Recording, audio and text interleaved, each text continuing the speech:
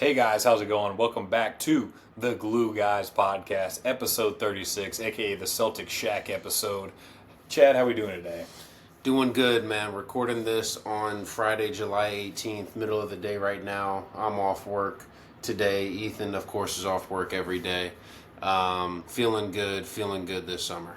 Awesome. Well, just to go along with sort of the whole summer vibe, of course we're not going to talk anything dumb like the Club World Cup or anything like that. We're just going to jump right into... We're not going to talk about LeBron retiring? Getting traded, I believe is what you meant to say. You're right. We're not going to talk about any of that. We're going to talk about the real stuff, and that's the 25-26 season. Yes. You know, the new season. It actually feels like it's kind of right around the corner. Like, we're kind of creeping up on August. It's right there. Games are about a month away. Games are about a month away. And me and Chad wanted to take a deep dive into a couple of teams' transfer business that they've been doing over the past, month and a half, 2 months, some clubs, and just really see what are they doing, what their plan should be, and how it's going to affect their next season. So what we did is we each took 3 clubs total, our own club, another Premier League club, and then a European club. Yep. European meaning non-English because it's not on the continent, because I know some of you guys were going to shit on me for saying England isn't European, even though it's clearly not. Non-EU, or an EU club. EU club, exactly. EU club. So we're going to take a look at some of those transfer windows, what they've done so far, what they're looking to do, sort of how it will change their season, picking each other's brains a little bit. So why don't we just jump straight in with our own club? And I will admit to you guys, it will be a little bit ghetto today. I'm going to be on the phone. Okay, I don't have an iPad. We're using my computer to record. Actually, let me do a little bit of an adjustment. There's a little bit too... There we go. There we are. Much better. Perfect. Much better. So we're doing a little bit of, on the fly. Obviously, you can see that we're, in person together, so that makes it a little bit different already. Yes, we are. So let's jump right into it. You want to go Arsenal, Real Madrid? We'll go Arsenal. Before we do, I want to start off with one quick thing. The transfer window, I think, one thing we're going to notice is with the teams that we're talking about, there's been a lot more activity than what we're used to in, say, mid-July. Usually I feel like most of the transfer business is something that, a lot of the big deals like start August 1st and then they kind of work their way as we get closer to deadline day because as we know in sports, deadlines are what make things get done. Yep. A lot of teams feeling the pressure late in the window. Exactly. But in this case, I think with the new, like the early transfer window that they did with the Club World Cup, that kind of put a lot of... You guys paying 5 for Trent. 10 actually for him. We'll get into that in a minute, but put more urgency on teams. So I think that's why we're going to see a lot more business has already been done with the teams we're talking about compared to in previous years. Perfect. Well, here's a club that was not affected by that in any way, shape, or form. Yeah. Arsenal, yes. Obviously my team. So we have 3 current, absolutely 100% confirmed by both clubs that are a part of it. Have had the signing party. Me and Chad inside joke for the longest time was like, because when Chad was first starting getting into soccer, he's like, hey man, we're getting Mbappe this year. This is like 2021. Yeah. He's like, I'm like, until I see him physically with a pen in his hand, holding up an Mbappe jersey for Real Madrid, standing next to Perez, I'm not going to believe it. Absolutely. And now I think we all kind of get that now. And so I'm the same way. The 3 that I've seen with a pen in their hand, sitting next to Mikel Arteta at a table, has been Martin Zubimendi from Sociedad for about £60 million, Christian Norgard for £10 million from Brentford, and Kepa for £5 million from Chelsea. I will break some news for you because I got Fabrizio's tweets on lock. I got his Twitter notifications. I turned them off, but go on. This is the best time of year to have them on. The Madueke signing with pen in hand happened today. So really? It did. So if it's not the top thing on my Instagram, I don't believe it. We can go ahead. Well, there it is. I was going to say, I see it right there, tried and true. He's in the jersey. He had the pen in hand. Yep. I saw that Arteta called him one of the best wingers in the entire Premier League, which I was like, okay, shout out to him because he's a good liar. To be fair, he called Chelsea the best attacking side in the entire league. Everyone laughed at him, and then they dropped like 100 on what do they call it? The best team in the world? Yeah. Like the best team in history? Best team in history. Yeah, I do love the PSG thing where people, once they won the Champions League, everyone was like, all right, every team now has to play exactly like them or you have no chance of winning, as if they were the only team that's ever won a trophy. So. Which is funny, too, because people do that every single time someone wins the Champions League. Every time someone wins the Champions League, it's like, all right, you have to play like Real Madrid. You got to have pace. You got to be playing like in a weird 4-4-2 with like 2 forwards, not strikers. This is how you have to play. Yep. And then within 12 months, there's a completely different changed playing style that leads to To success. be fair, also though, let's not just put that on soccer because I think the NBA is probably they're just the worst. as bad. No, Yeah, they're actually worse. The NBA is just Because it's like they'll try and build it with like a shittier template of it. It's like, all right, we got to have 1 playmaker, 3 shooters, and a big. Yeah. And they'll be like, all right, we got Jackson Hayes, we got Bronny, and we got Bronny as the playmaker. as the playmaker, and then we have 3 defenders. Then we got We Connect. have 3 3-and-Ds. None of them can play defense or shoot threes. Yeah, but Connect can stand in the corner. Yes, exactly. So getting back onto to Arsenal a little yes, bit. yes. Zubimendi, Norgard, obviously shoring up that midfield now that Jorginho and Thomas Partey have left the club, let's just say. And then obviously Kepa, not really, replacing Neto, but I think Neto played 1 game for the club. I mean, like David Raya just played every game for 2 years. Yeah, So. I think Arteta has been very intentional on what he does with his goalkeeping thing. That year when, of course, Raya came in like either on deadline day or right around then.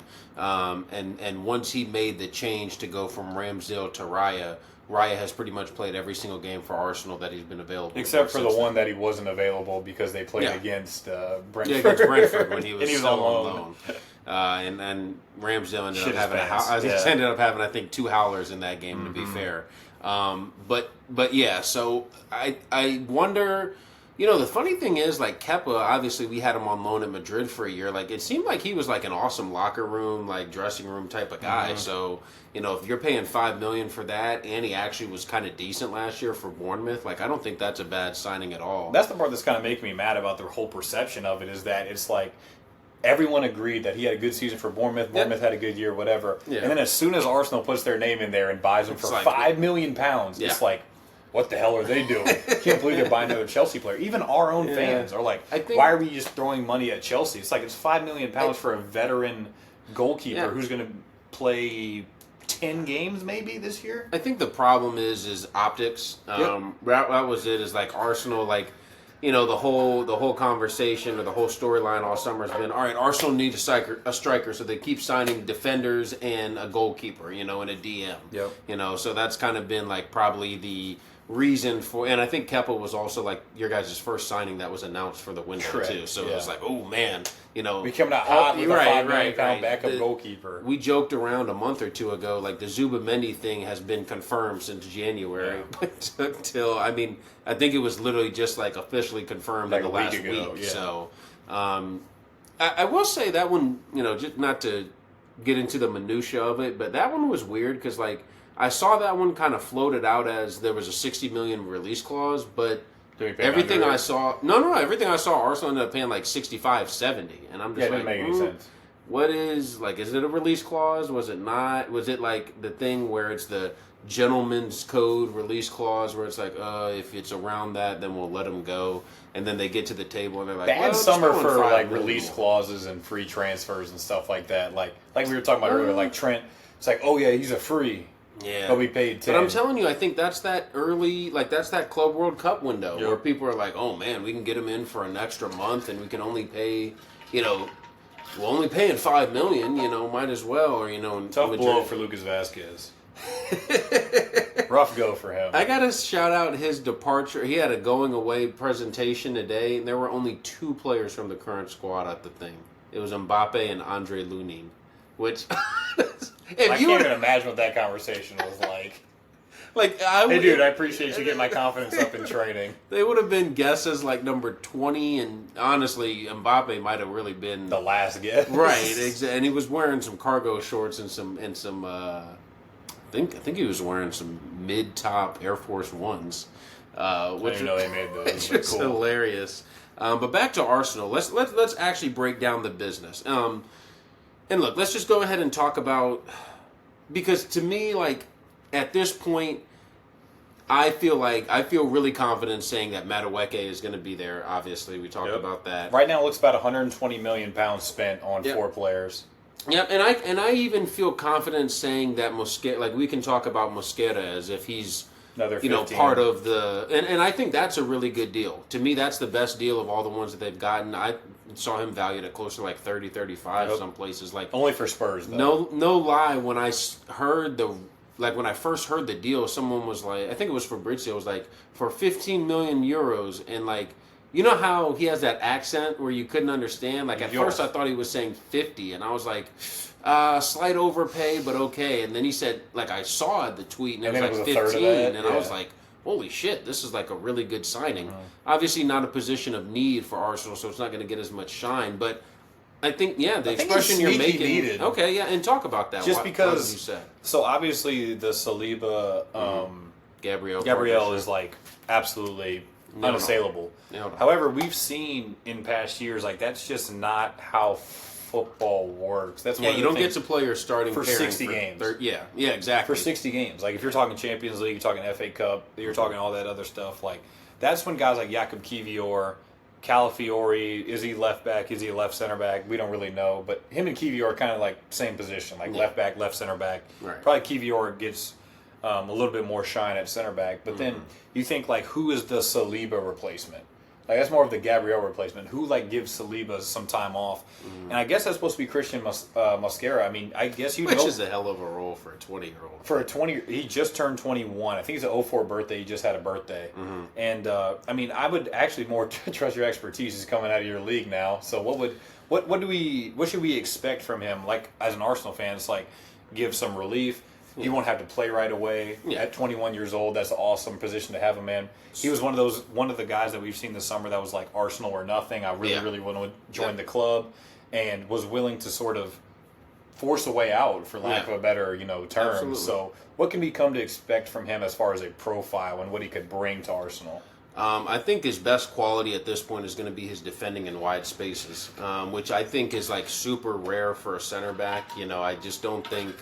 That was one of the things with, not to get on another tangent, that was one of the things with Vardiol that was just always a red flag to me, is he could never, defend in those wide areas, and still can't to this day. But I think Mosquera, that's like one of the things you can be excited about with him. He can kind of play, sometimes you guys play with that more reserved right back. In certain cases, I think he can actually play that role. Can play as, like you said, that rotation center back in like the first 2 rounds of the FA Cup when you're playing, Preston North End or some shit like that. Like the Capital One or whatever it's called now. The Carabao that's Cup. right. Yeah. Stuff like that. The Charity Shield. Which is a trophy depending on who. Well, of course, on who wins it. Yep, absolutely. When Liverpool wins it this year, it's going to be like, Slott's already got two trophies under his belt. Compared to Arteta, who doesn't have 3. The thing with Mosquera that I think he's really going to struggle with is I haven't seen a lot of ball playing ability from him at this point. Correct. Now, granted, Valencia nowhere near a possession side in La Liga. I mean, literal relegation fodder for the past 2 years. Peter Lim, their owners, ran the club into the ground. So Cardiff legend. Right. Yeah.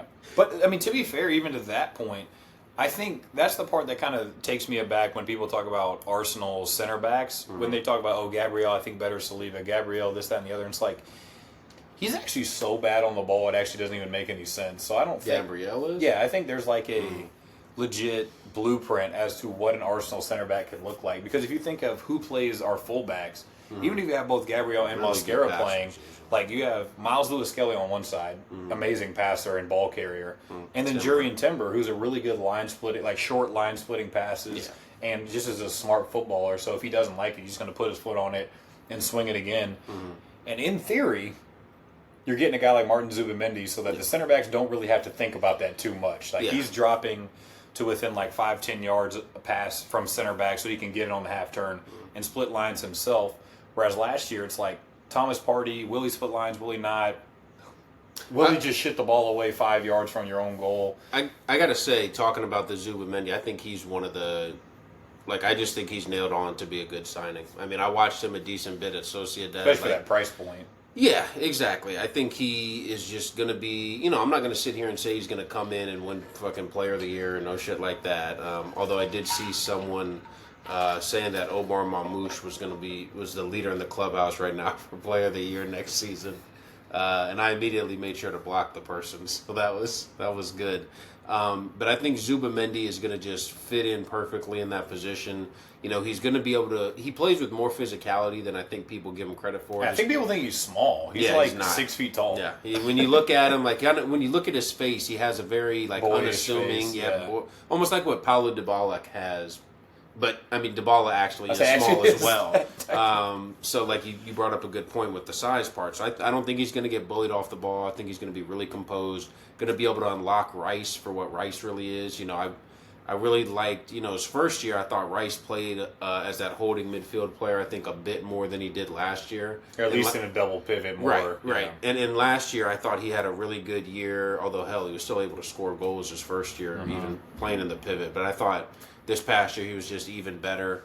I'm going to continue to see him press forward, and then let's hope we can get a good Odegaard season again, because that's maybe one of the questions going into this season. I want to kind of transfer that to the Gyökeres deal. Well, the Gyökeres deal, but also how we're feeling about what could still be done for Arsenal at this point. I guess that does kind of talk about the Gyökeres deal, because that's top of mind. So at this point. It looks like there's 2 deals still yet to be done. Yep.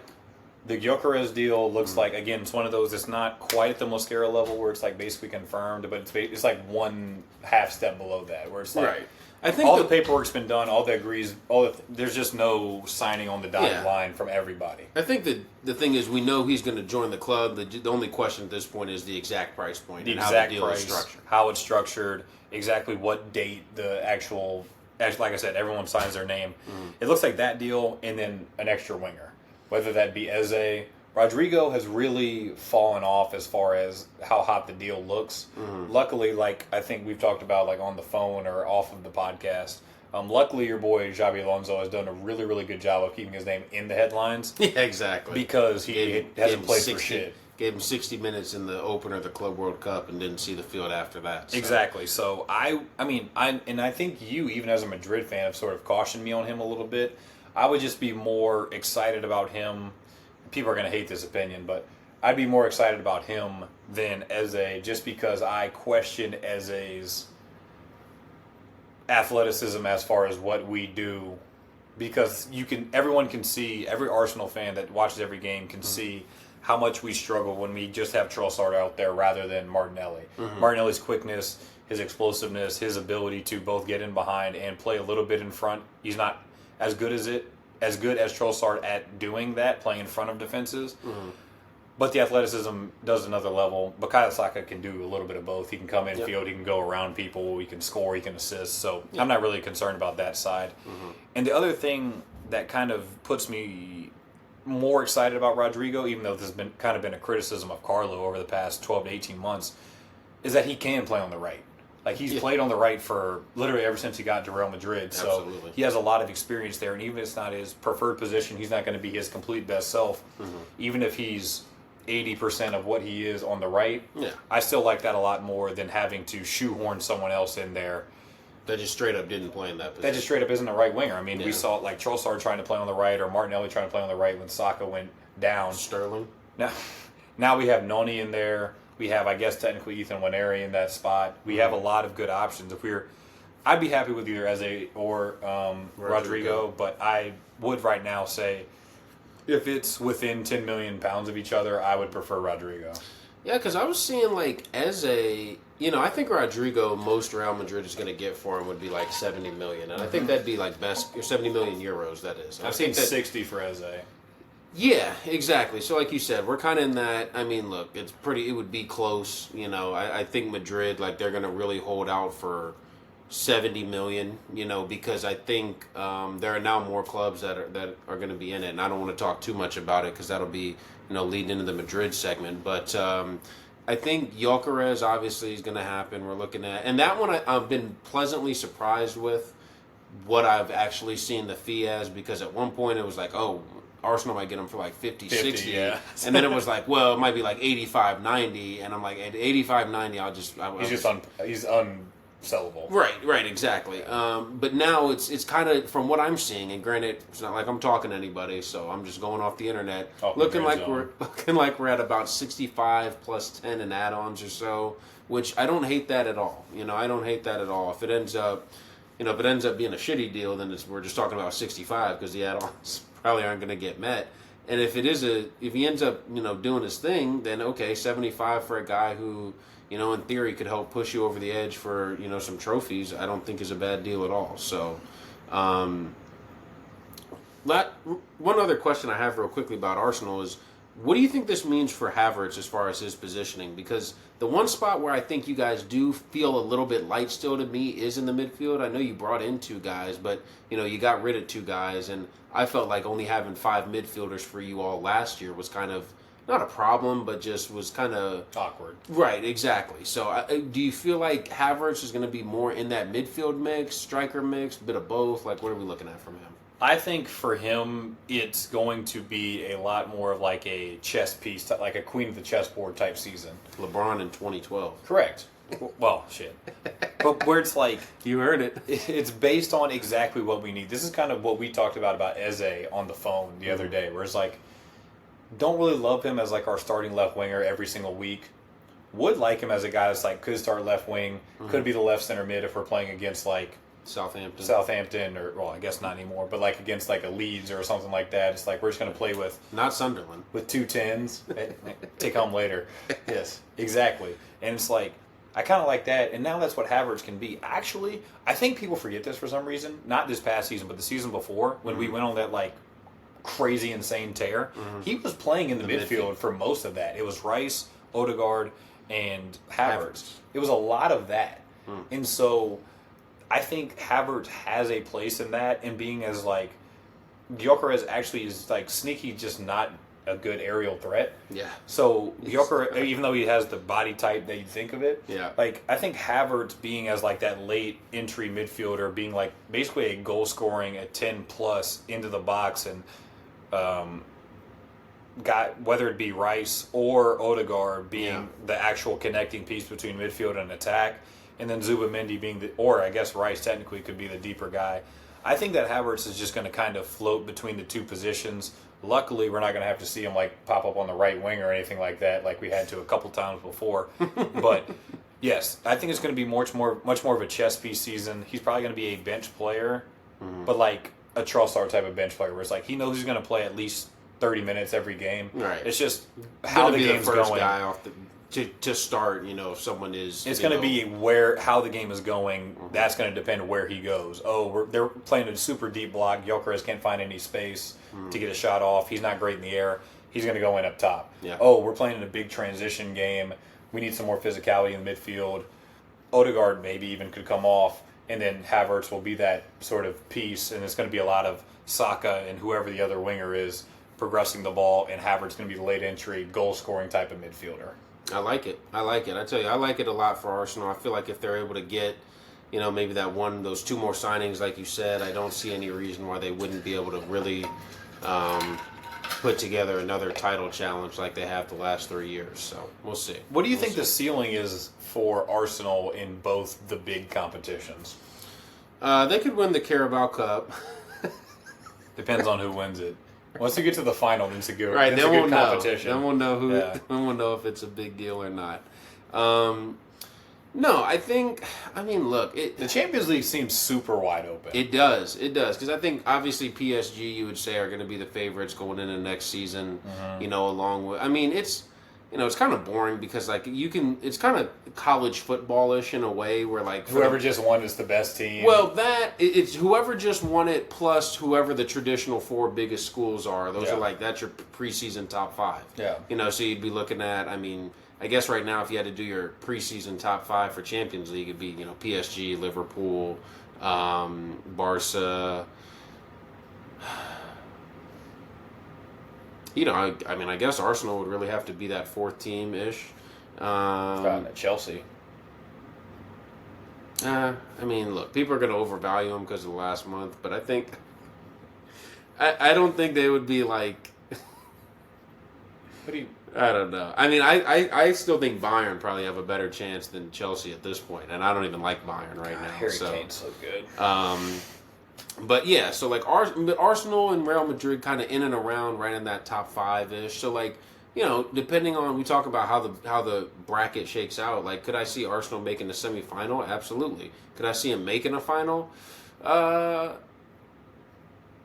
That to me depends on how good the Gyökeres signing ends up being, because I think at that point when you're talking about semifinal versus final, you're not as much talking about the depth 1 to 17. You're more so talking about what is that first 11, how high of a ceiling can that first 11 But get? it gets so weird because even like Inter, both of the most recent years that they made the final, like even quarterfinal range, no one I don't think was like, who's actually going to do it, like who's one of the 2 best teams in all of Europe.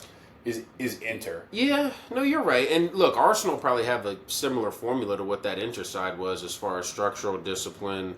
Never concede. Yeah, exactly. Don't concede goals. I mean, Arsenal were like far and away the best defense in the Premier League last year. Like, it wasn't even close. And really have been for like the last 3 years. Well, really. no, because Konate. So watch it now. But yeah, I mean, so I think, and then as I just said with the Premier League, I mean, I want to wait till everything shakes out completely, but I don't know if Liverpool is going to be as good next year. And really, they were, like, the team that they were last year was the exact same team they were 2 years ago. They had the exact same season, exact same goal differential, expected differential, all of that. So it's just a matter of, can Arsenal raise themselves another level? I think the signings they've made shows that if they get drop off from what's their quote unquote first 11, they have better options now. So I think they could really push for both. I know that's not really giving an answer, but I like I said, I can't predict it, but I could see them challenging for both. Yep. So let's move on to Chad's team. All right, we're gonna try to hopefully be a little bit more succinct. I see we're already on 26 minutes. Yeah, we'll move through these next 5. But so obviously Real Madrid just played in the Club World Cup, had a little bit of a interesting time in the latter stages. So we've seen Dean Howson obviously play for the club. We've seen now Trent play for the club. I think Howson has been an amazing. I mean, granted, he's only played 6 games. He got sent off. He was, he got sent off. I don't know. I mean, I agree. I think it was harsh just because I don't see how you could get sent off and give up the penalty at the same time. But that moment obviously not great. But outside of that, the other 5 games and 89 minutes that he's played, I thought he was easily our best defender, arguably our best player in the entire competition. I think he's been really good, just really composed. A little bit faster than I was expecting him to be. He's very athletic. I was worried about what he was going to be like covering, that much area, because obviously Xavi wants to press really high, and Howson's really good at winning the ball high as well, so that's great. But then when he had to turn and run, he was actually really comfortable doing that as well. Just granted, really it was against Solomon Rondon, though. What do you think?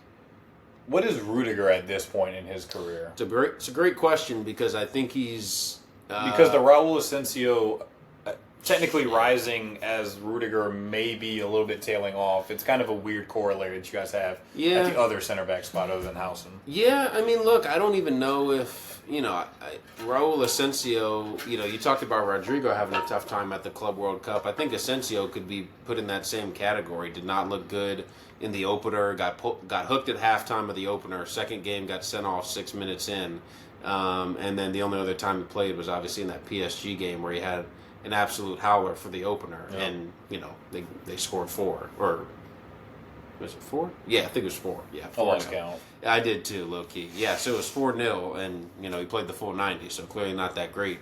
I will say Militao is probably going to be the guy who, if he is healthy, Forgot about him. I know he hasn't really played hardly at all for 2 years, but if he's healthy, I think he would walk into that spot opposite of Howson. Did get about 20 minutes in that PSG game. Actually looked okay. But I think we need someone in that other spot who's going to be able to defend in wide positions, and Rudiger just is not, even close to there. I thought he was, his performances were even more alarming than Asensio or Rodrigo or anybody else in the Club World Cup, because I just thought he was terrible. And I don't know if that was, I know he had a minor operation at the very end of the season when he got himself suspended for 2 months just for the hell of it. But So I don't know if it's Russ coming back from that or what, but I just didn't think he looked good. So that's why I think top of the list is still, another center back signing. I know he signed Dean Howson, but I still think another center back has to come in, especially if Xabi Alonso is going to toy with playing a back three at times. So would that be Ibrahim Konate, speaking of someone that we just brought up a little bit? Look, I just don't like Konate. I like guys that play. It's that simple. If your track record at every club you've been at, and look, he's a fantastic talent. He can run. He can be physical. Not as good in the air as I think maybe people think when you just look at him as a player. And I got to say, that's a really bad stereotype that black center backs get. All the time. Where you just look at him and you're dominant in the air. I remember because who sucks ass in the air, low key. Upamecano and terrible. William Saliba is just not great in the air either. But that's why him and Gabriel make sense because Gabriel is dominant. And then William Saliba heads João Pedro in the head, and then apparently that's a pin now. So. But yeah, so I think I'm not a Konate. I'm a fan of his game. Not a lover. Yeah, exactly. Not a lover. A liker, not a lover. Exactly. I think if we're going for a center back, there are other options I would go for. Hold on. Is this where you were going to bring up Giorgio Scalvini? No. I'm bringing him up on another team. No. Him coming off 2 years of not playing, I don't think Real Madrid would be the move for him necessarily. Especially when, there's a chance where he would have to be, whoever we signed could end up having to play real minutes for us. 40 games. Right. So I think the three we'd be looking at, though, Gonzalo Ignacio from Sporting. Other guy, who do I have here? Costello Luqueba from RB Leipzig. Yep. He's been linked to us off and on for the past 18 months, pretty much from the second he got to Leipzig. He's been linked with us ever since then. It's kind of weird how that works. There's certain players that just as soon as they get to a certain level, they're just all right, well, they're about to go here. Yeah. It was even a weird thing with Upamecano and Konate when they were both at Leipzig. It's yeah, they're going to move within the next year for some reason. Yep, and it was as soon as they got there, it was all right, then it was rumors of a buyout clause immediately. And Luqueba has a 90 million euro buyout clause. I don't think it would be, there's no way that Madrid would pay that or anything close to it. So, that just means they probably won't get I've seen them pay 10 for a free transfer, so. Hey. And then the last name on the list is Antonio Silva, center back from Benfica, who I've been talking about just for forever. I think he really helped himself in the Club World Cup. He looked really good in that game against Chelsea. I know they ended up losing 4-1, but he played really well in that game, I felt like. So that would be the pick for me. Only thing that I would be nervous of, him and Howson, really similar skill set as far as want to be silky on the ball. I think we do have to think about bringing in some physicality. More of a destroyer a little bit. But I think that's where you would hope that Militao is, or, Rudiger can at least play some games. Rudiger, Asensio, between those two, they can kind of fill that gap, in times. And then Alaba, I really don't even think he's just done. He is, because even when he came back from his ACL last year, he still just wasn't good. Wasn't good at all, and then kept getting injured even more. And your big point, too, was that at his size, if his athleticism goes totally, then it's just completely over. Because he's he's shorter than me. He's shorter than me, and he's playing as a center half. You have to be able to be overwhelmingly physical. It's kind of like Samuel Titi. He was a good center back in 2018. Then as soon as he got hurt and the athleticism went, it was over. Put in the comments right now, who does Samuel Titi play for? I watched him last year. I'm not going to say the team though, because I remember it was him. I'll give you guys a hint. It's on the boot. He played in the boot. Exactly. Which is crazy because he's still only 31. I say I would be shocked if he was. He's probably Kurt Zuma's age. Yeah, exactly. Yeah, even Kurt Zuma is another guy. Right. Just once the athleticism goes a little bit and you're a little bit undersized, Kurt Zuma was not. But if you're a guy that relies on that athleticism like David Alaba, not even in a bad way, just based off his physical profile. Yeah. Once it starts to go, it's just kind of hard to make that up when you make the transition from left back inside. Absolutely. And look, super helpful when we won the Champions League the first, 3 years ago. But, injuries have caught up to him. Other signings that we've made, I'm going to say right now, the Alvaro Carrera signing was just not a good signing for the price tag. Just felt very peak Barca, where it's it was an academy guy who now is okay somewhere else, so we have to sign him. Alex Grimaldo. Well, it's the Danny Olmo signing. It was like, shoot, we can only sign one guy this summer. Let's make it a guy who's not even a guaranteed starter. But he was in our academy. He was really good this year. He was okay. He played like 20 games. Yeah, that's. I feel like there was a podcast out there that said that he hasn't been available like for the past 2-3 years, and then he wasn't available. I don't know what podcast that was, but it sounds like a really good one. Like, it's the same thing with the Kanate thing. We like guys that actually play in games. It's a crazy concept. Carrera's going to be that flying wingback for us. You know, the funny thing is I thought Fran Garcia was like right up there for our best. I know you think of him as a meme, just the way he looks, but he actually was pretty also got good. walked around by, like, when he played against us. So it's just... I mean, look. But that's just my personal... Saka's, well, he got walked around by Gabby Martinelli. He had that last goal. He had like a 10-yard head start. I mean, look, he's just not very athletic, which is weird. He can run in a straight line, but the problem is when he has to move in circles and stuff. You're right. He's not a very fluid athlete. Correct. And it makes sense because, like you say, he's built like this, so he he literally runs like this. Like, have you ever seen Wreck-It Ralph? Like, he runs like Ralph. So Carreras, could he be a little bit smoother, silkier? I mean, look, we need left back cover because Furlong Mendy is just. I mean, I forgot. I mean, there's a lot of Real Madrid players that have just been kind of thrown out of the picture. That's what I'm saying. Like, he's just hurt, and like people don't think about him. The amount of damage control you guys had to do this year, as far as like, especially fullback cover, where it was like Carvajal, Mendy, Alaba. Obviously, he's like gone left back to center back now. I mean, the amount of times that I saw like a back four of like Tchouaméni, Tchouaméni, Camavinga, Valverde, Asensio, and a left back, and it was just like, or somebody out there, and it's just like. It was. And then people getting pissed off at Carlo. It's like, oh shit, he should have done better with that, actually. Well, I mean, look, and that's the thing. We ended up learning our lesson that we need reinforcements with the squad that we have. It seemed like at times you guys had legit like 16 players. You're right.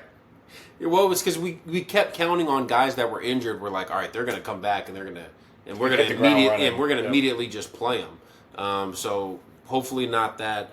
One other signing we want to get into real quickly, the last guy that we haven't talked about yet, Franco Mastantuono, 17-year-old from River Plate, signed for $45 million. There have been some rumors that, like, I saw tweets, like, when he first signed where it was like, Mastantuono is going to guarantee walking to the first 11, like, immediately. And it was like, there's 0% chance that's ever happening. If he is, then that dude's the greatest player of all time. The Arda Güler correlation. Right, exactly. It's like Arda Güler has been, like, ready to walk into the first 11 for 2 years. And hasn't walked in one time. And I still don't see where he fits into the team, which he could be a guy that ends up, if he got sold, I wouldn't be mad, but based on how much he played at the Club World Cup, I highly doubt it. Yeah. Although, to be fair, how much does it seem like how much experimentation did it feel like Xabi Alonso was doing in the Club World Cup? Well, it was kind of weird because he kind of like, I guess the main experimentation you would argue, or you would say, was the Tchouaméni positioning, playing in the kind of hybrid back three, back four, depending on in or out of possession, which I think Tchouaméni is just like perfect for that. Like when you talk about a role that's custom built for a player, like to me that is exactly the role. It's like what Arteta tried to do with Thomas Partey, but Tchouaméni is actually good. That turns out that does help. That part does help. So I think that was really good. And then Gonzalo Garcia, like I think he just kind of threw him in there, but then he just started playing really good, and it was like, okay, I guess I just had to keep playing this guy.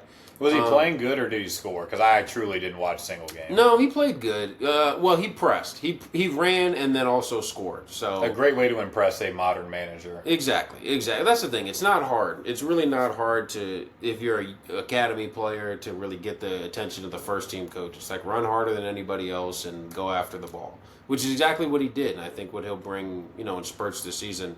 But I don't think by any means, did Xabi all right, this is exactly what we're going to be doing, Or we need to find a plan for him, yeah. Right, exactly. I don't Still got Mbappe and Vinny. Well, no. I just mean in general, with the entire setup of the team. Okay. I don't think he's just all right, we found exactly what we're going to be. Because even when he was at Leverkusen, he wasn't afraid to mix and match, almost sometimes to his own fault. Yeah. Where he was playing a back three the year they won the title, and then last year he played some back three, and then he played a lot of 4-4-2 also. A lot of Incompié at left back. back. Yeah, exactly. Which is a guy who has been linked to us now, and I'm like, no, I'd rather just. I mean, hell, I'd rather have Alaba.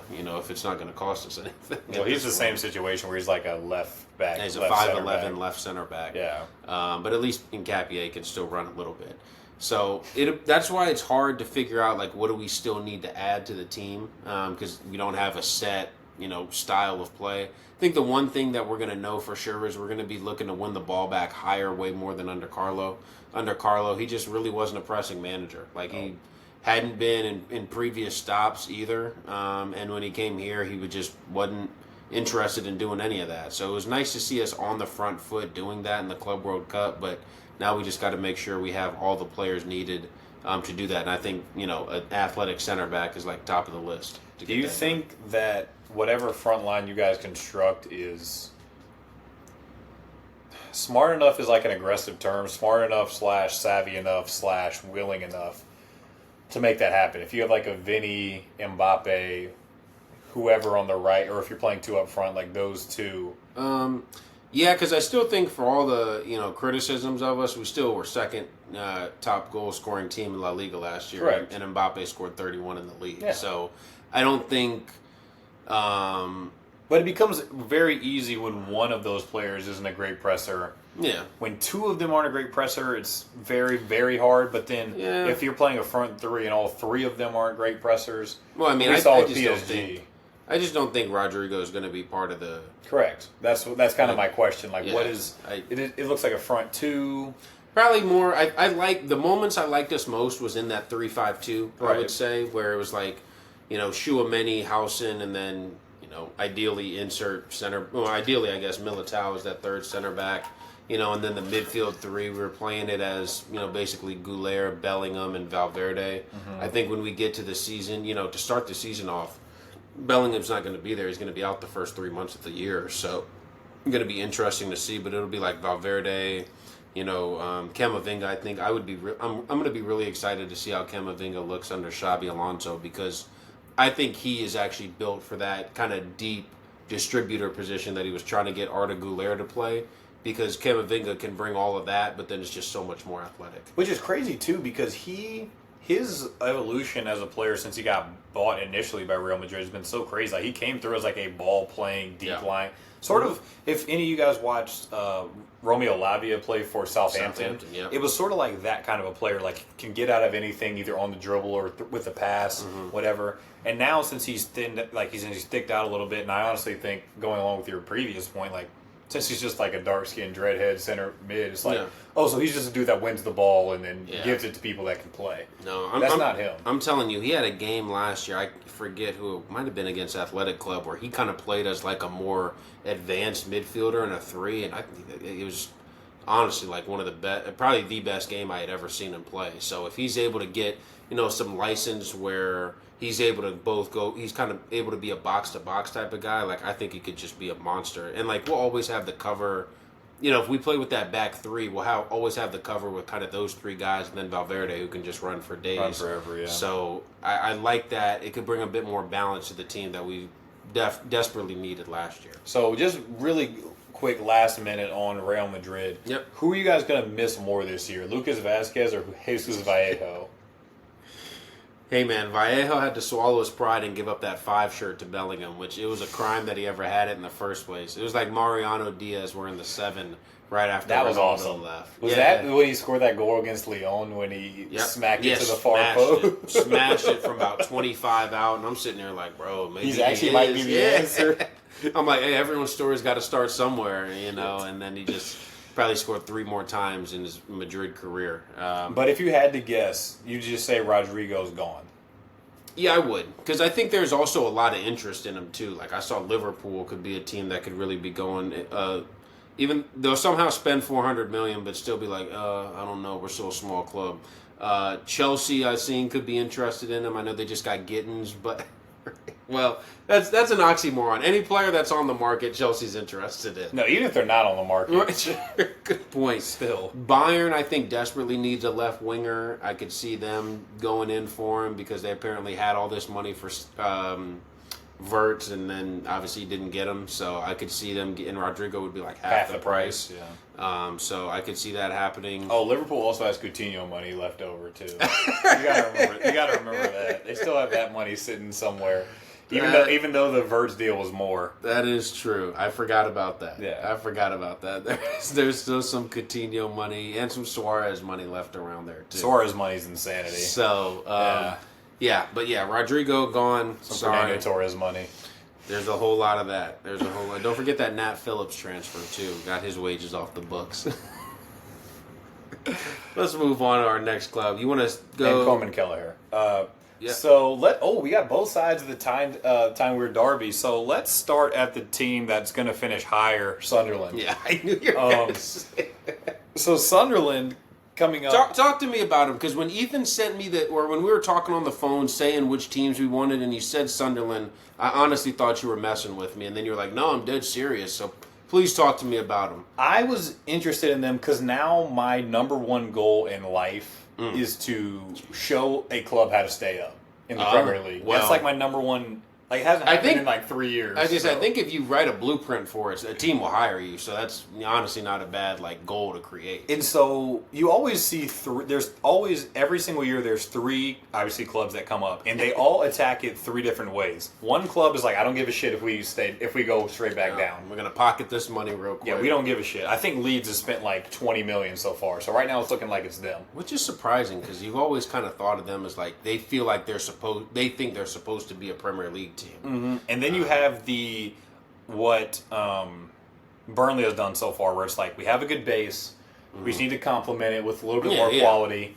Let's just do that. Okay, so they've already done that. The classic, we'll buy some guys, but if we go down, then we can actually sell them for money. We can either sell them for money, or they're willing to play in the championship. Yeah, they'll develop in the championship. And then you have the third club, which is what Sunderland's doing right now. It's like, fuck, we're just going to piss on £100 million before the window truly even opens. Yeah, exactly. Before August, we're just going to throw £100 million and somehow, some way, still have our names in the hat for someone who won the Bundesliga 12 months ago as one of as a guaranteed start. I mean, shit. The midfield links right now, where it's like, I saw some shit where they were like, all right, sorry for cussing so much in one sentence, but it was like they're going to get either Xhaka or Andre Frank, Zambo, and Geese. I'm like, so. Their choices are either a dude who just won Serie A as a starter last year, or a guy who won the Bundesliga the year before. Like, what the hell is going on? And then I've seen their names in for Bilal El Khanous, who's not like a great name, but it's like I would like that. That would actually be. But it's like I say, is that kind of a signing where it's like this guy just went down? He was Leicester's best player last year. Best attacker for sure. Correct. Best attacker for a team that went down. He was like 20. Yeah. So like that kind of a thing. I've seen John Lukumi. I don't know. The Bologna center back, the Colombian. I've seen him play for Colombia. I was going to say, I don't know that individual. And then I saw, no shit, it's this dude that said, is a goalkeeper. Okay. His name is Sene Lemons from Royal Antwerp. Oh, yes.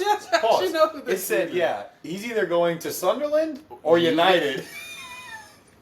It said, and I'm just like, what is Sunderland doing? Now, historically, huge club. Right. Stadium of Light's a huge stadium, and they have a big fan base. And Messi couldn't get it done there on a rainy Saturday. Fuck no. But it's really just the city of Newcastle is just split down the middle. It's a pretty big city, so it's like they're a legitimately historically big club, right? And so I can see the pull, but like some of the names that they're pulling out, like they're buying from, like just who they're buying from. Well, anywhere in France, Strasbourg, Brighton, yes, Adingra.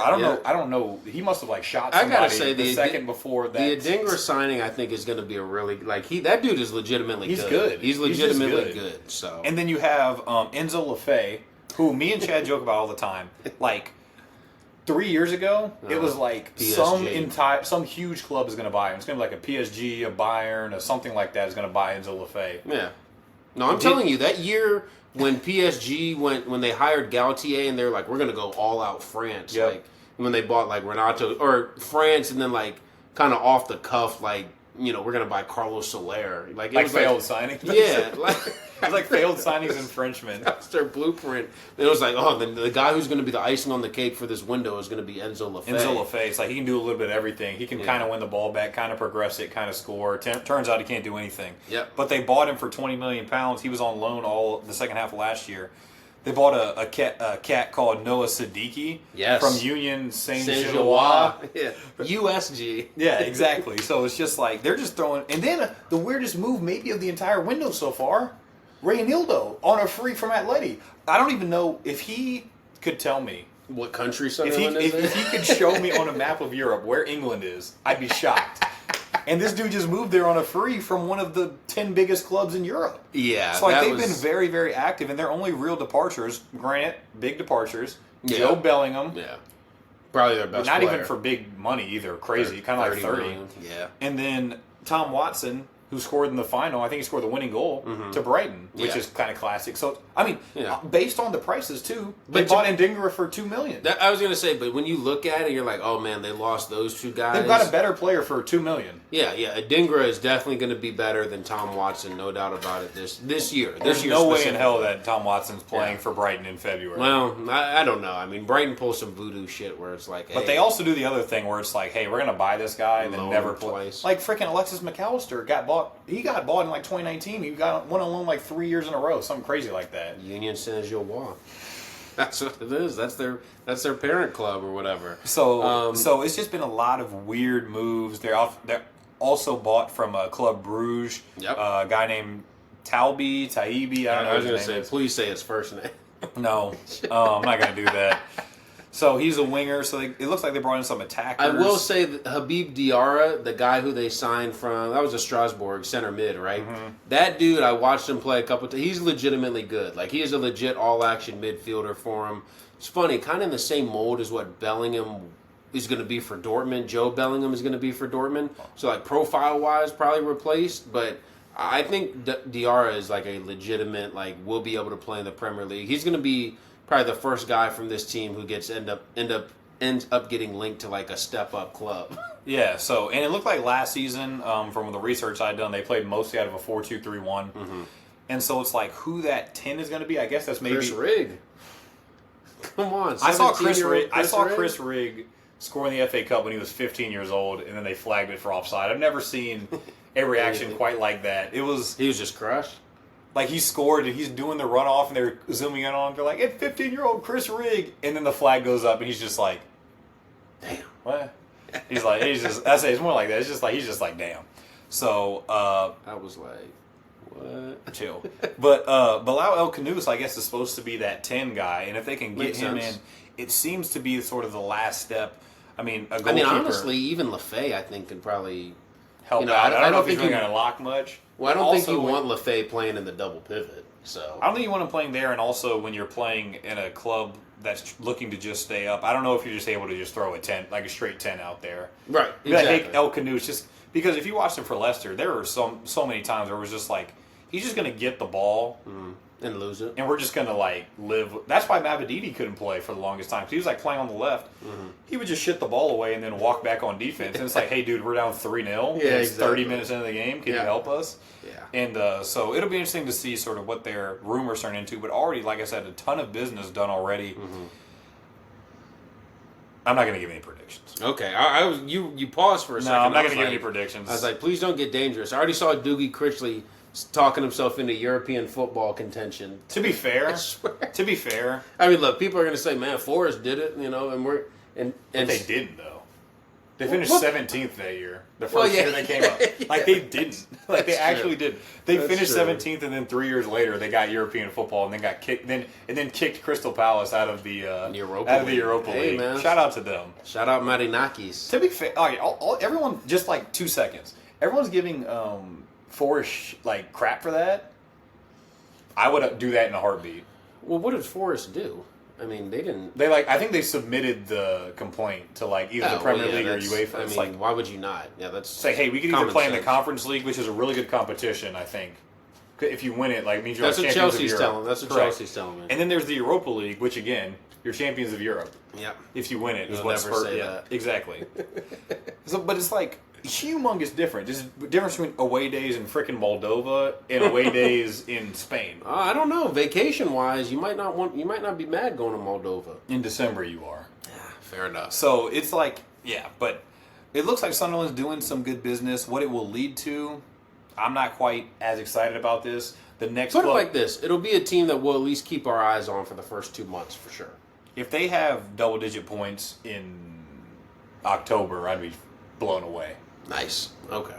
I'd be blown away.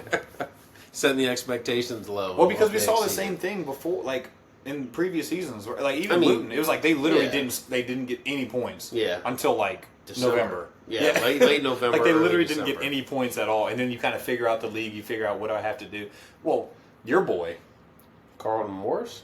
no, not from Luton, Oh. from Southampton. Like your boy, Russell Martin, Yeah, was just like, you know what?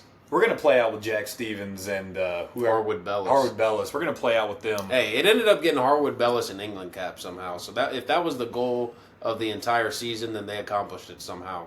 How many England caps does Ainsley Maitland-Niles have? I'm gonna guess probably 2. 5. Exactly. So I don't know. When I saw people tweeting about, hey, $50 million for an England international isn't bad. Madueke? I was like, screw you. Yeah, anyone. I mean, Screw you. Angel Gomez has some. Freaking got Patty some caps. Bamford. Ooh. Hey, those Bamford caps were solid though. All right, Let's go to the other side of Yeah. Newcastle. Back to Newcastle. Newcastle. Exactly, the top dogs in the city. So finished 5th last year, ended up getting that Champions League spot. Like I Shout think, out Chelsea. Yeah, no doubt.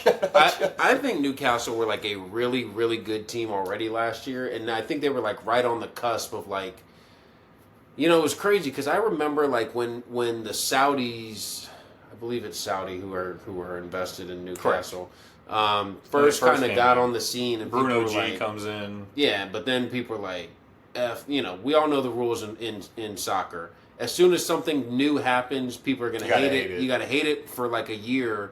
Then it'll be good, and then you'll be like, actually. So they hated it.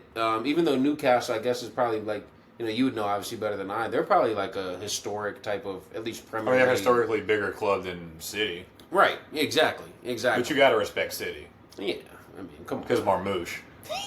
So. Not because Foden? I don't know.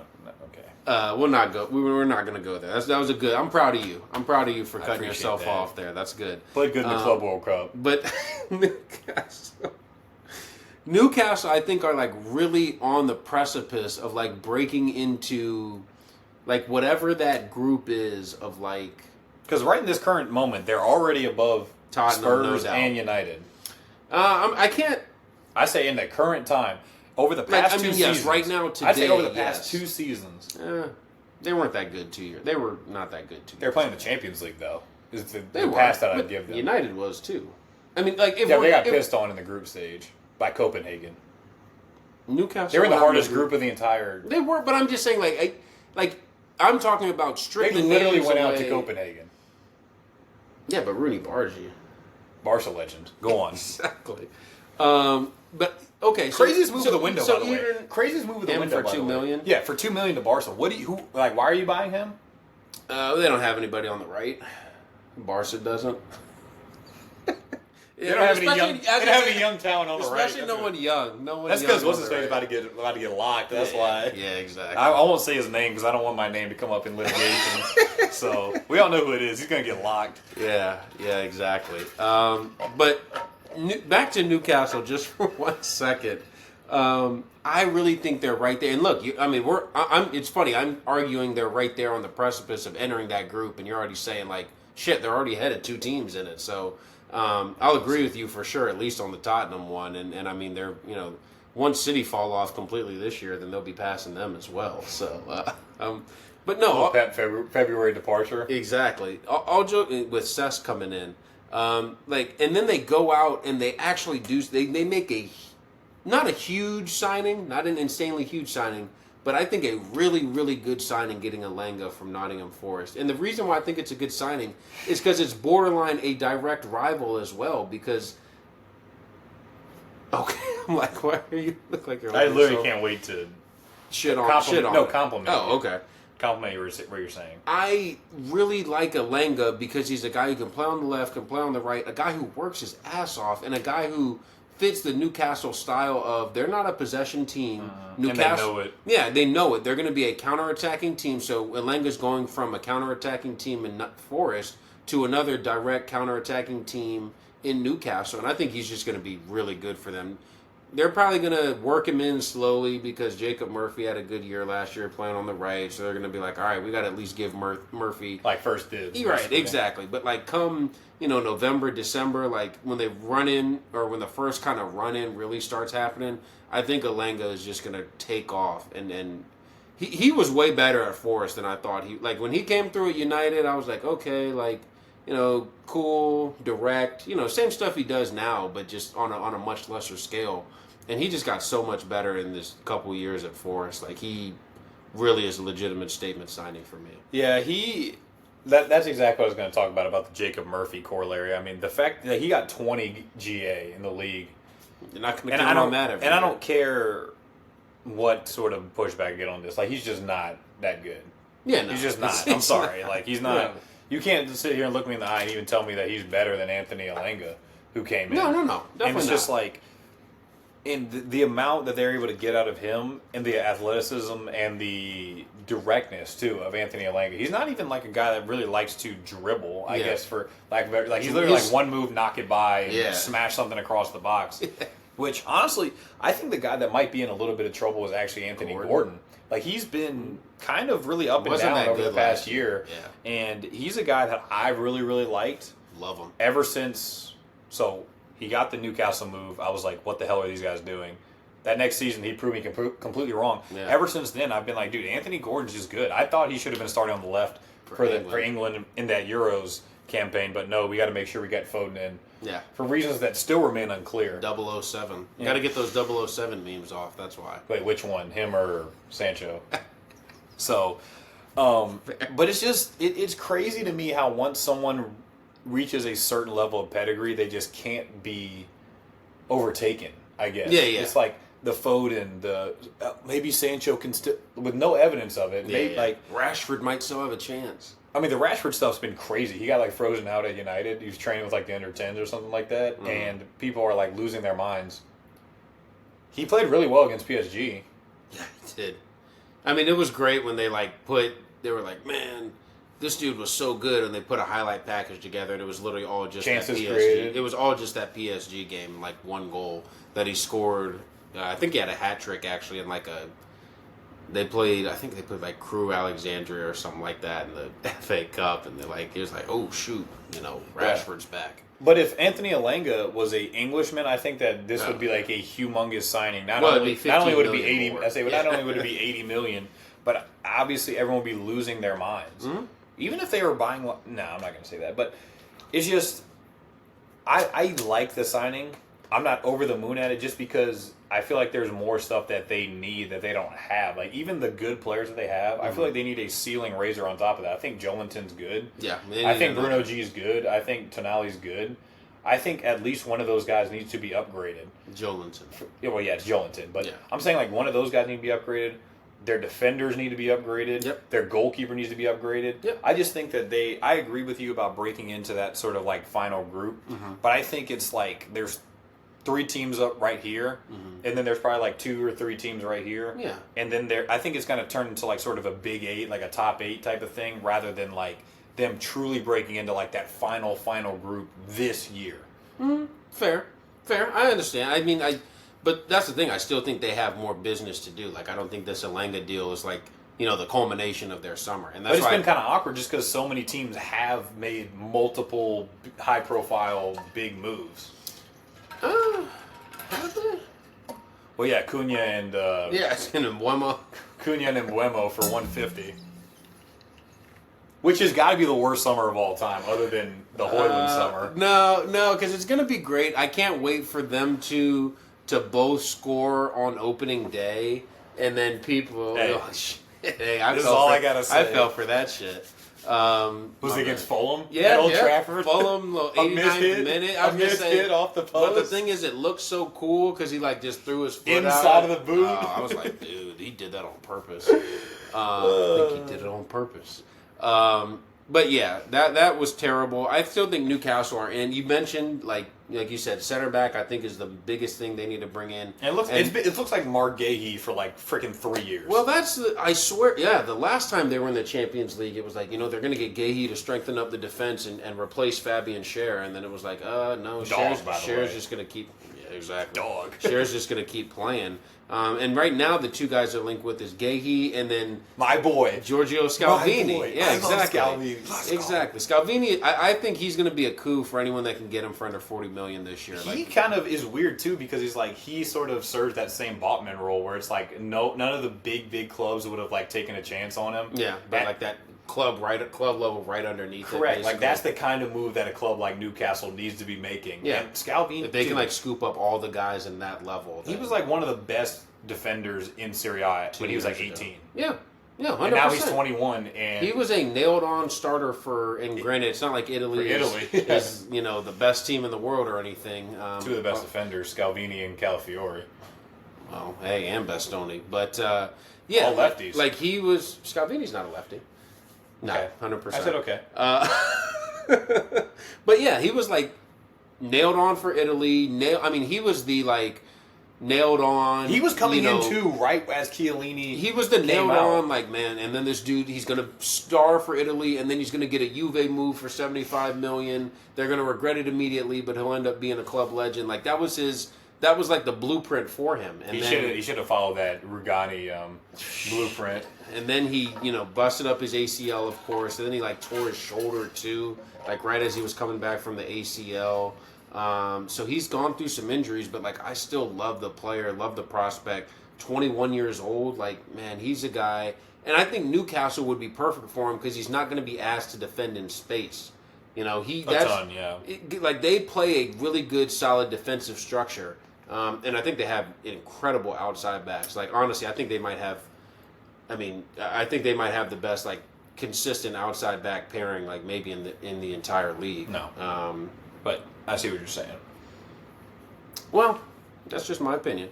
Well, they lost Jamal Lewis. I think might be what you're not. Do you know? And by the way, that generational defender did get a move to Juve. A Delict? No, like he just got a move. Oh, to Lloyd Kelly. Yeah, Lloyd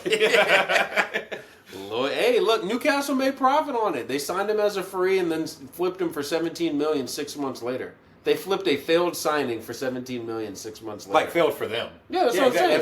Failed for them, and then they flipped him for pure profit. Yeah, like. Good for them. But those are the moves where when you're not like a club that's going to have enormous revenue immediately, or like a club that's just getting into the Champions League, like those type of moves are what keep you able to be sustainable. Profitable, sustainable, and you don't have to sell your second best player to go buy a guy who's going to be your third best, or sell your third best player to go buy a guy who's going to be your second best player. Yeah, the fact, honestly, that they've been able to hold on to Bruno G has been very, very impressive. Granted, the Isak stuff is kind of just, I guess, starting to. I don't know what his deal is.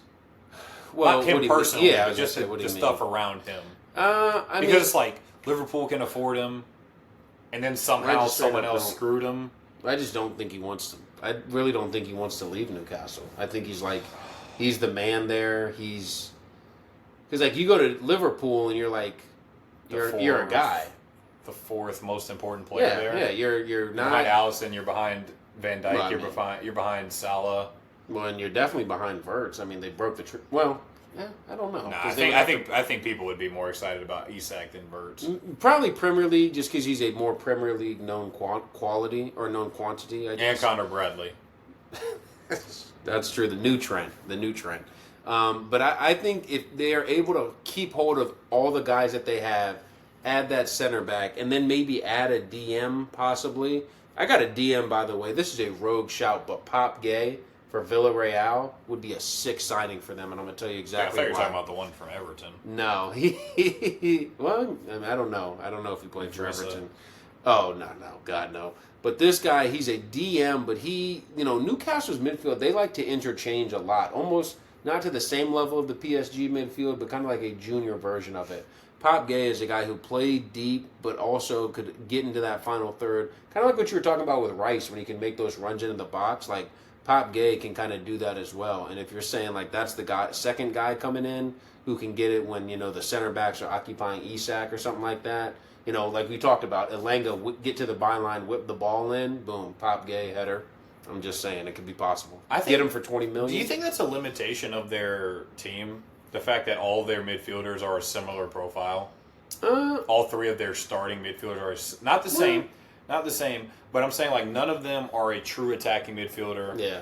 I don't really think any of them are a true defensive midfielder either. They're No, all that's kind of true. like eights That's in their true. own way. That's why I like the other guys. Bruno's a box-to-box Yeah. 8, a good, decent passer, not a fantastic passer. I don't think he's a fantastic passer. I think he is. I think he's pretty fantastic. At passing.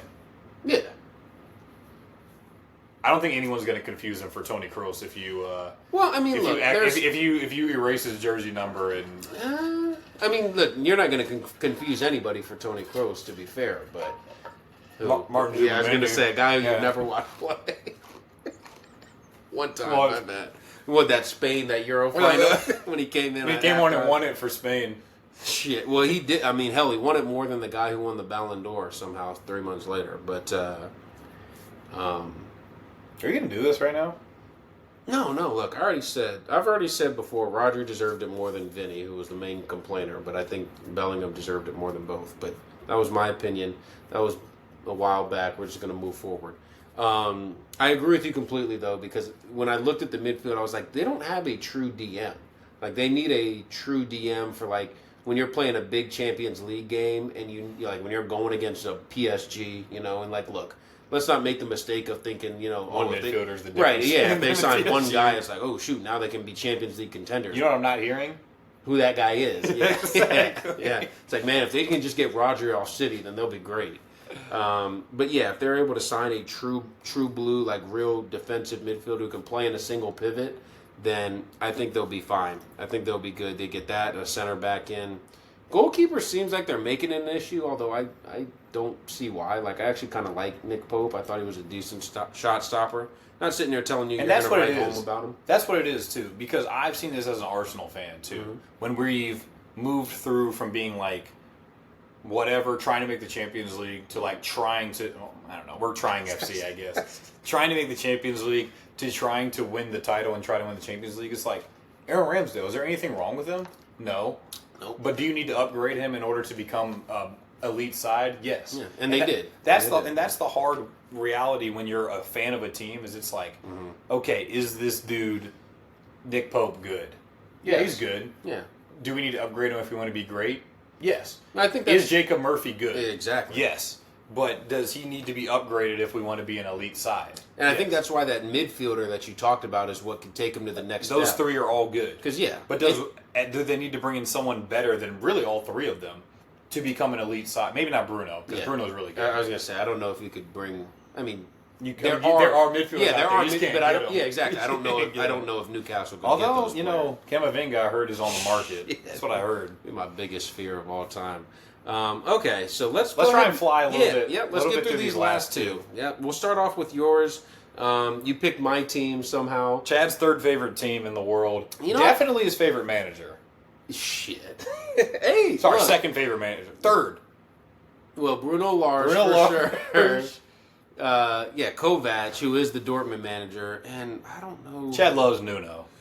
He'll love Nuno till the day he dies. Espirito Santo? Yeah. Actually, I mean, he gets unfairly criticized because his Tottenham run was just awful. Chad loves Nuno. The other two guys I legitimately just don't think are good managers. But Which is crazy because I was looking at it today and Nico Kovac legit, like on a dime. They won their last 5 or 6 in the Bundesliga. Yeah. I think it was 5 in the Bundesliga, and then they beat Barca in the second leg of the Champions League, which got to throw that in there. Yeah, exactly. Because, well, I don't know if you know this, but their defenders are really, really good. Yep, that's why they let in 3. And then what they do in the semifinal, they must have kept at least like a clean sheet or something. Barca in the semifinal. I think they did the Warren White. They protected the first 10, but that was about it. Oh, they conceded 7. Yeah, Okay. yeah, exactly. So Dortmund obviously got a new manager in February, so it's kind of like his first full season.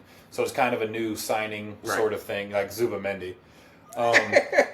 So they got Kovac in his first full season. Obviously, like we said earlier, talking about Newcastle or Sunderland, got Joe Bellingham in. Yeah, looked a really good signing. Yep, in the only Club for World 26 Cup. million pounds from Sunderland, which is really good deal. Like half of what they bought Jude for at least. No. Jude was like 30, 35. He was 35. He was 35. Yeah, but still less than him.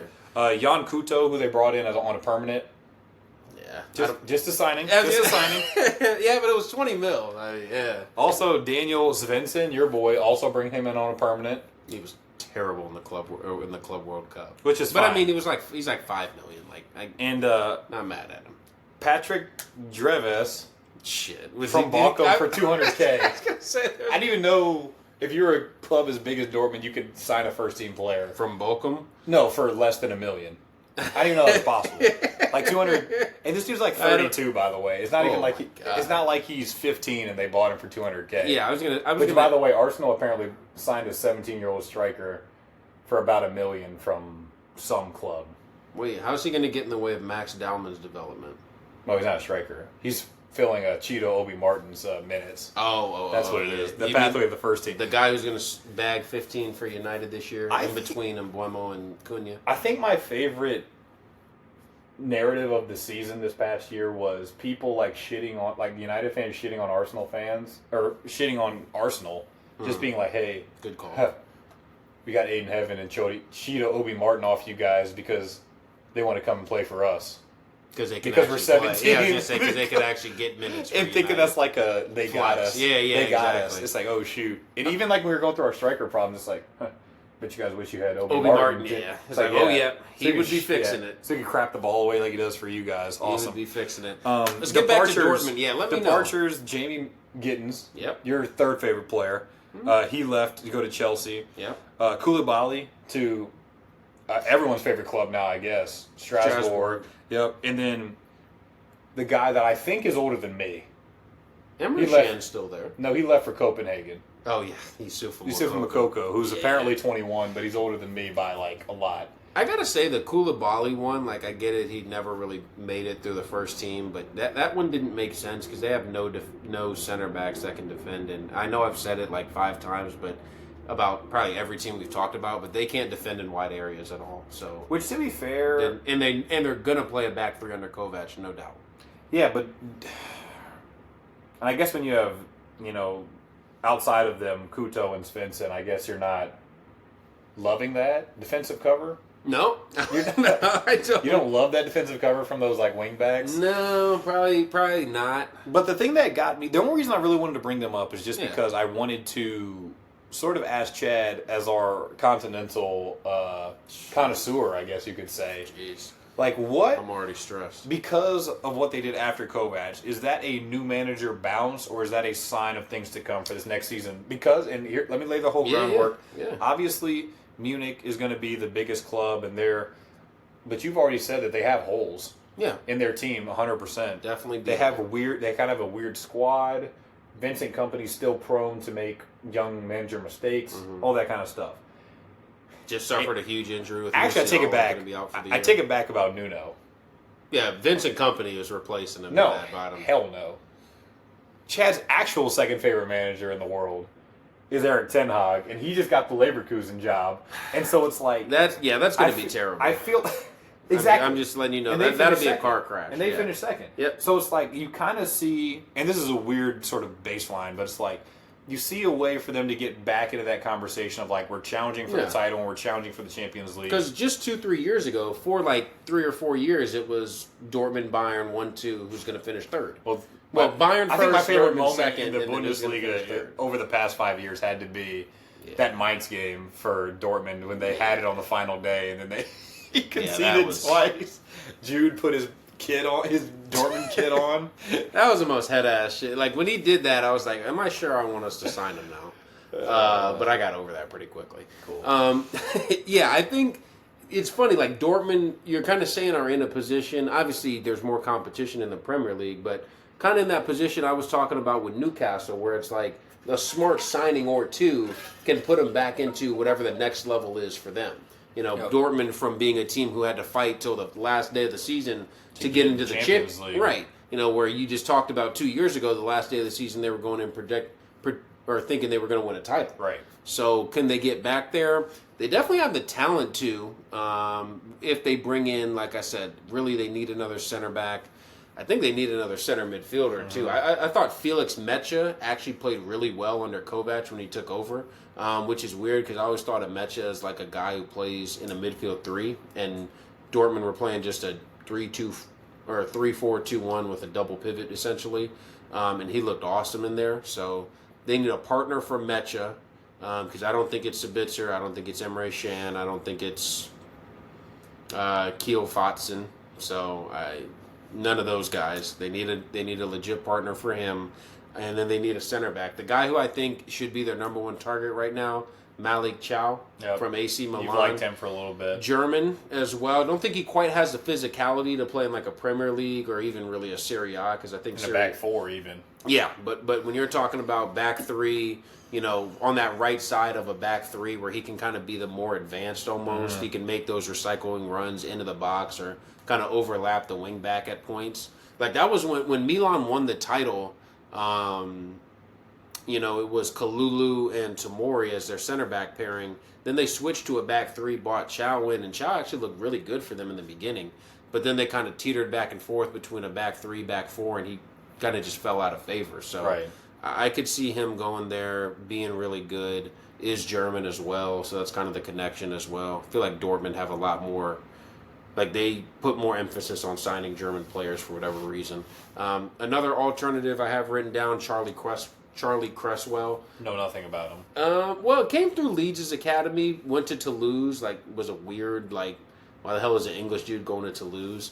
But then was just really good for them, was on loan initially, made permanent, been there for about 2 years, and they told him he can leave this summer if he finds a good club. Right. And I think there's that new, that pipeline that I think Jude obviously laid the foundation for, and now Job, and Jamie Gittins and Jadon Sancho, getting that foreign English guys going to Dortmund specifically, being able to perform there, for whatever reason. I feel like Dortmund prepares their players for the next step about as well as any, God, I mean, is it disrespectful to call Dortmund a second-tier club? That's what I don't mean. think it's so weird because they've then, been in two Champions League finals in the past decade. Yeah, including 2 years ago. Well, not in the past decade, but in the past 12 years. 12, 15 years. Exactly. Yeah. Exactly, including last year, which, again, goes back to my main point that I say all the time, the whole Champions League thing. It's you go Inter, Dortmund, Inter, it's you can make a Champions League final. Anyway, right. But that was my whole point with the whole Dortmund thing is how far away are they? Because there were points last year where they were literally just 12th. Yeah, they were terrible at certain points. And it was and it took one appointment of your boy to turn it all around and win their last 6 games and get to the Champions League, and now they haven't made a ton of business. Really, it's just been shoring up what they did at the end of last season, and then adding in Job, who looks like a good player, but like you said, don't know if he's just going to single-handedly turn you from shitting the bed most of last year to being a contender in both the Bully and the Champions League. Exactly. But it looks like the beginning of business rather than the end. Yeah, no, I agree. And even getting some of that, not dead wood, but stuff that isn't going to help you. Like Jamie Gittins, they can afford to let him go for that price point. Yeah, I was going to say, if they end up signing, 3 guys or 2 guys for 30 who are better positional fits, because that's the other thing. Gittins didn't really make sense in a 3-2-4-1 or in a 3-4-2-1 either. So that's smart. And then getting rid of guys who I guess they just didn't see as a part of their plans for $11 million total, and they still have the Bellingham money. So they still got the Bellingham. They still got the Lewandowski wages. Yeah. They still got the Lewandowski wages lying around.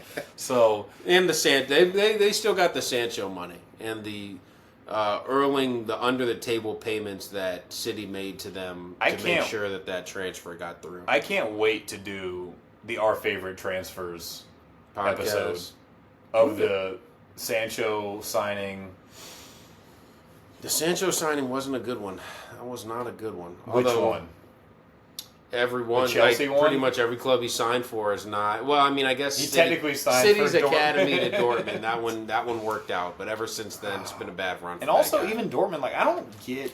And I've thought this since I was a kid. I don't understand what their goal is. They're so good at developing players, but then they're just then they end up finding themselves challenging for a title, and then they throw them all away.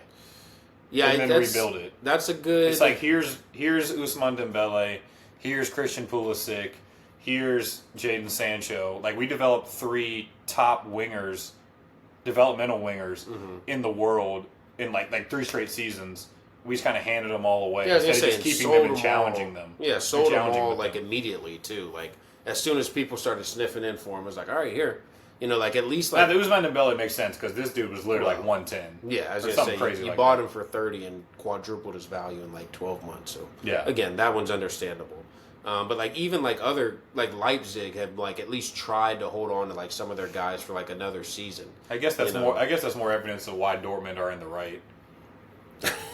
If Leipzig's doing something. I mean, shit, Leipzig's playing in the Conference League this year, so that's just. I could do a whole Leipzig podcast, but I'm not going to bore anybody. Let's do a Napoli podcast to finish this off. Let's finish this off. We're going to finish with the Italian champions, a club that the reason I wanted to highlight them, kind of funny. Like when we look at these European teams, we kind of had a similar approach. I think Napoli can like actually grab Italy by the balls this year. Like Inter. Oh yeah, they have McTominay. Was you know he was Serie A Player of the Year. Really? Like for the whole league? Yes, for the entire league. He was the best. This dude was a meme in the Premier League for a half a decade. Moves to Serie A and wins the MVP in his first season in the league. And I know you're going to say, dude, that's my evidence that Serie A sucks. Okay. Is KDB going to be the best player in the league right now? I'm going to say no because he's not going to be available enough. I just don't think he's going to play enough games. But when he's on the field, there's a really good chance he'll be the most talented player every time he steps on the field. Normally not a good sign when your 2 links are the club you went to and like LAFC. MLS. Yeah. Normally not a good sign, but I mean, Giroud made it work. Hey, that dude's back in Europe, so don't count him out. That's what I mean. He's back at Lille, so good for Olivier. I can't wait to watch him play in Lille. But Napoli replaced Jonathan David. I mean, who went to your favorite club? Went to my boys, Juve. They have a million strikers. We're back. We're back. That worked. Back to Napoli for 1 second, though. They've made some good signings. De Bruyne on a free is obviously a no-brainer, even with the fitness issues that he has. He's going to be the best player, most technically gifted player they've had since Maradona. Just not even a question, undoubtedly. You missed the era of that front 3 when they had Mertens, Callejon, and who was the dude? The dude with the mohawk. Insigne. Yeah. They always had a dude with a mohawk that was like Marek Hamšík. Yeah, him. Legend. That was like right before I started watching, but that dude always like scared me. Your boy at center back, Koulibaly. I'm listening. Kalidou Koulibaly. But that's actually a perfect transition to the current Napoli side because their biggest weakness, they needed to bring in a center back. They played Buongiorno and Rahmani pretty much every single minute of every single. I think Rahmani started 37 games, and he's just not good. Like that's. Like, straight up, I just don't think he's that good.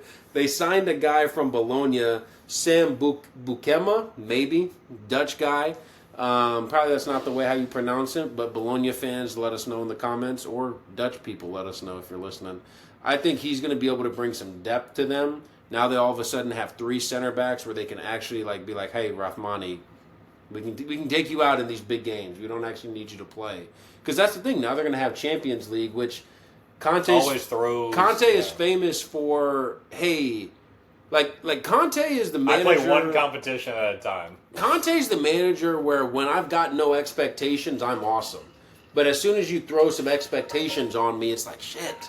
You want me to actually try and compete on 3 fronts? Multiple fronts, yeah. When I've spent more money than every other club in the country combined? Like, you actually want me to compete? Damn. Okay. That being said, I do like the Noah Long signing. That one made way more sense than like Garnacho for 55. Like getting Noah Long for 30 made a lot more. Even though I like Garnacho better as a prospect, Lang is definitely the better player right now. And let's be honest, Conte doesn't have any interest in developing people. Okay. Maybe. I'm not. I know what you're saying. Like like the better. More of a finished, established, whatever he is what he is. Like he's going to be the same thing every time. More so than Garnacho, who could look like Ronaldo one game and then could look like Messi at PSG the next.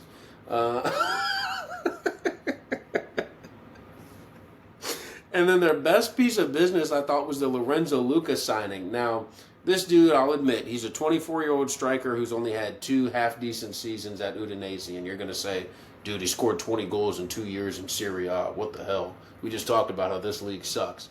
I think he's going to be a really nice alternate to Lukaku, because the thing with Luka is he's going to put in a defensive shift like nobody's business.